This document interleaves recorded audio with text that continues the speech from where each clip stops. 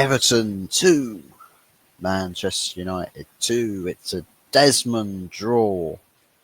Fantastic scenes of jubilation. Wasn't quite as much of a free hit as I was fully expecting it to be. We got 4 goals in the game though, so my 4-0 prediction in terms of goals scored weren't too far off, but yeah, it was. I'll tell you what, if you could play the game for 45 minutes, then maybe I was looking like a prophet. But yeah, the first half just absolutely non-existent were Man United. Just as per word, literally exactly what the manager said. We in first half we were non-existent. We didn't exist. We weren't there. And individuals in the team that perhaps you wouldn't opt to pick, player performance, individual basis, quite bad, quite low down. But I think just as a team effort, you sort of only had like 2 players, 2 maybe 3 players on the pitch today that were fairly stand out. Dorgu, Ugarte, and I'd say Mazraoui. Those 3 relatively good performances. Everybody else lacking, really lacking. I think Garnacho had a bit of impact when he came on, and one frustration that I have with another substitution was Chido Obi. Chido Obi. This man came on and was getting overlooked a lot. And I don't like that. I don't like that. I don't like the idea that Chido Obi comes on to be a prospect player, rather than constantly give him the ball and, just tell the players, tell his teammates, give the ball to him and just, trust in him to do something. It just felt like they were avoiding him like the plague when we were in possession. And that's not good. That's not good. But even so, there's more hope there from Judah Robbie for 30 minutes than we saw from Rasmus Højlund in 70. So I think whoever it is we play next, literally no idea who it is that we play next. If it will show me, is it Ipswich at home? Yes. So we play Ipswich at home. I'd be down to starting Tudor Robbie. I'd be down to starting him because I think there's more hope of actual productivity with him on the pitch. Of course, I think as another player that I probably would be a bit skeptic about is Joshua Zirkzee in the number 10. I think he is a bit more impactful from the 9. But yeah, I just think overall today, can we give credit for the team in the second half? I'd probably say, as far as the team goes, they turned up a little bit more so towards the end of the game. Like I'd say for that last 30 or so minutes is when we really sort of started to accelerate the game, when we made the changes for Chido Obi and Lenny Yoro.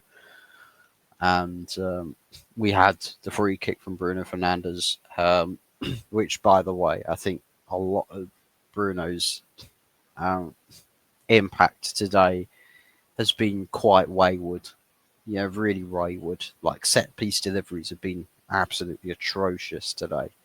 Genuinely, every corner, like every other free kick, literally the only point of impact he's found today, and literally just once, was the goal, right? And to be fair, goals change games, and it brought us back into the fray.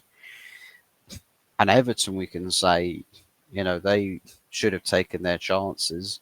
in the first half, because then we could have been talking about a 4-0 scoreline at half time.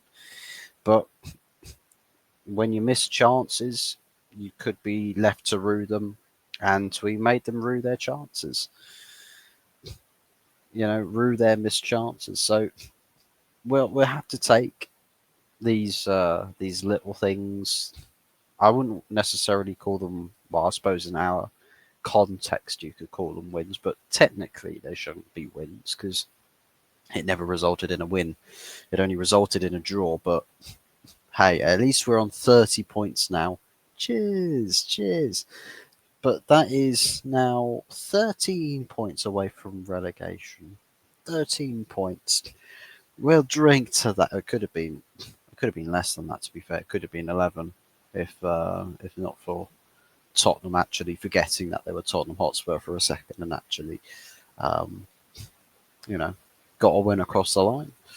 But yeah, I think today it looked like Everton at the start were all for the win, just absolutely going to run through us.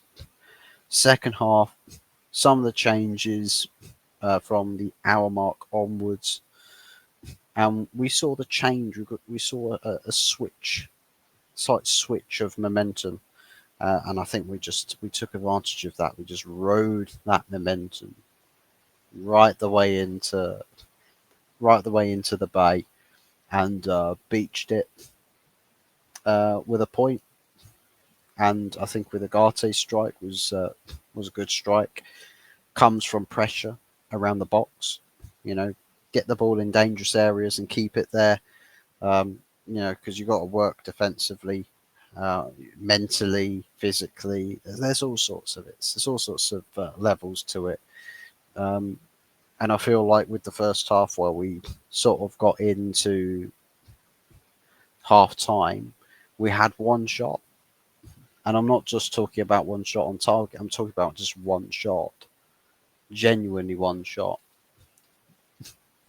I mean, we'll finish the game with 9 attempts with 3 on target. So, I mean, even then, it was quite dead, to be honest, quite dead. But maybe we could have even nicked the game with a win if for the team actually, linking up with the striker in the late stages of the second half a little bit more. Um, yeah, it's not great, not great at all. Being ignorant to your teammate, that's a debut. Well, not technically a debutant, but as good as a debutant. Um, I suppose talking point at the end of the game with the penalty incident. I think Ashley Young got tugged by 2 players, shirt pulled in 2. I think the first one was the what you could argue as the penalty, but then the second one, not so much. But Young took the fall for the second one, but completely ignored the first one. So I think it's a very fine margin to which way that VAR would have looked at that. But I think they took the second tug as potentially simulation, which would have been interesting because he was already on a yellow at that point. So if they had judged it as uh, a simulation, because it was given as an on-field decision as a penalty initially, which you could say that it is a penalty for the first incident on with De Ligt, but then Maguire sort of does something a little bit similar, but then Young just absolutely throws himself to the ground, and I think it's from there that VAR look at that and go, yeah, he stayed on his feet for the first one. If he'd just gone down for the first one, that probably would have been enough to secure a penalty. But VAR's ultimately, to be honest, saved us from defeat.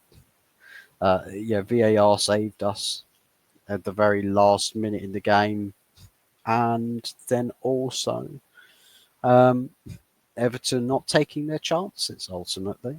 So we walk out of there quite lucky, to be fair.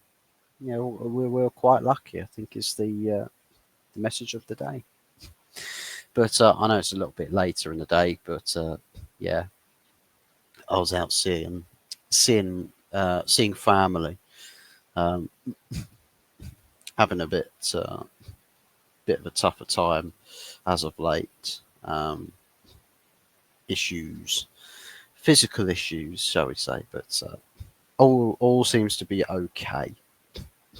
Um, in other news, West Ham beat Arsenal, so they've moved up onto the same points as us, but their atrocious goal difference is what keeps them behind us. Aston Villa have beaten Chelsea, Brighton beaten Southampton, so there goes, any hope of moving up the table. Tottenham extending their gap. Um, Crystal Palace furthering their gap. Wolves are closer by 2 points. They won today, 22 points they're on now, only 8 behind Man United. That's an away win at Bournemouth. Not a lot of people would have thought about that. And Everton stay 1 point ahead of us. So we could figuratively be in 16th very, very, very soon. If we end up losing to Ipswich, then yeah, we'll definitely be in 16th. And that's without a shadow of a doubt. And then you're asking the question for how long until we are then down into 17th. But the worst thing about it is if we lose to Ipswich at home, you're actually saying, well, that's pretty much one of your more nailed on relegation sides going down that's beaten you away from home. So yeah, we've got some troubled waters ahead. But anyways, let me know what you guys thought about the game. Was it a penalty for you at the end of the game? Do you think United should have just lost and then sucked on some nuts or something? I don't know how you guys feel, because I know that when United don't lose a game, everyone cries injustice. Everyone does. So yeah, they're trying to get their little kicks in. Trying to get the little kicks in. It's not a good day when United don't lose. But anyways, I'm afraid you're gonna have to swivel on it, swivel on that, swivel on that.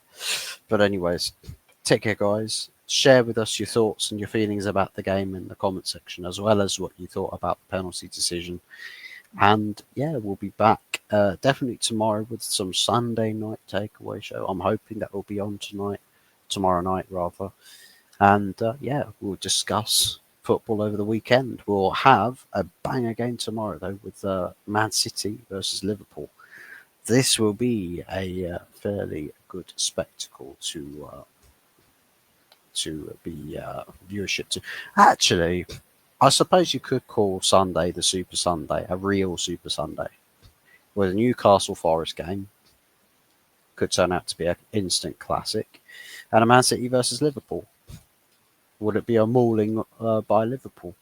We'll have to wait and see. Take care, people, and we'll see you again tomorrow. Take care.